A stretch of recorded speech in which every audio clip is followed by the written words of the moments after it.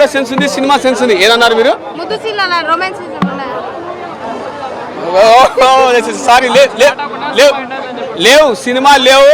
There is no vulgarity in movies. అర్థమైనా శనివారం సరిపోలే శనివారంలో.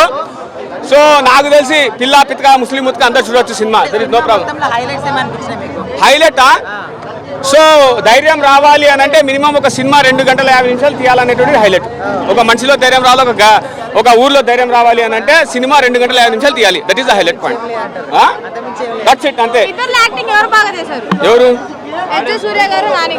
అరే సూర్య యాక్షన్ అయితే సూర్యకు తగ్గట్టే చేశారు ఆయన. సూర్యకు తగ్గట్టు నానికి తగ్గట్టు సూర్య చేశారు. ఇప్పుడు నాని అయితే సైలెంట్ గా చేస్తాడు కదా యాక్టింగ్, ఈయన వచ్చేసి వైలెంట్ గా చేశాడు యాక్షన్. బట్ ఎవ్రీథింగ్ ఆశీష్ విద్యార్థి గారి యాక్టర్ మెయిన్ తెలుసా? ఆ 2 క్యారెక్టర్ల కంటే ఆశీష్ విద్యార్థి క్యారెక్టర్ మరీ సూపర్ గా ఉంటుంది. ఒక్కడు ఎవడో నాకు తెలియట్లేదు. ఆ ఒక్కడు రావాలంటే మరి బాక్స్ ఆఫీస్ శనివారం దాకా ఆగాలా, లేకుంటే గురువారం టికెట్ తీసుకోవాలనేది మీ ఆడియన్స్ కి మీకు వదిలేస్తున్నాయి. ఓకేనా? మూవీ బాస్ చెప్పినా కదా మా హీరోయిన్ పెద్దగా ఏం లేదని చెప్పేసి. నాకు కూడా నచ్చలా, హీరోయిన్ కూడా నచ్చలా. రేటింగ్ మేడం ఖచ్చితంగా 4.5 ఇవ్వచ్చు. సూపర్ అంటే సూపర్ ఉంది సినిమా. ఓకే.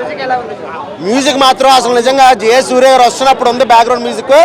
నానికి కూడా లేదు ఆ రేంజ్ లేపారు. నిజంగా సినిమాకి ఇద్దరు హీరోలు అని చెప్పాలి, ఇతను విలన్ అని చెప్పకూడదు, ఇద్దరు హీరోలు అని చెప్పాలి. ఇద్దరు ఉండడం వల్లే సినిమా ఆడింది. ఇందులో ఎవరు రాకపోయినా కానీ సినిమా బాగోదు. తీసింది అసలు ఇద్దరు కాంబినేషన్ వల్లే సినిమా ఆడిద్ది డెఫినెట్గా చెప్తున్నా.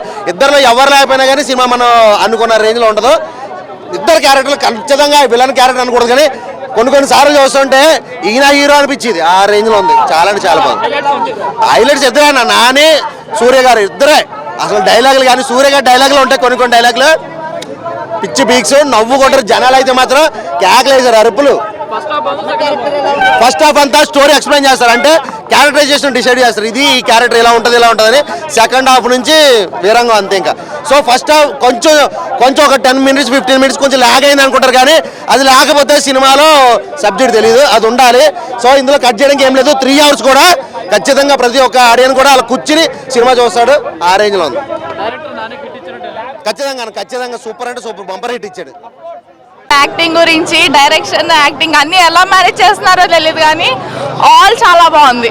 హీరోయిన్ ఫ్యామిలీ అంతా బాగా చేశారు. Thank you.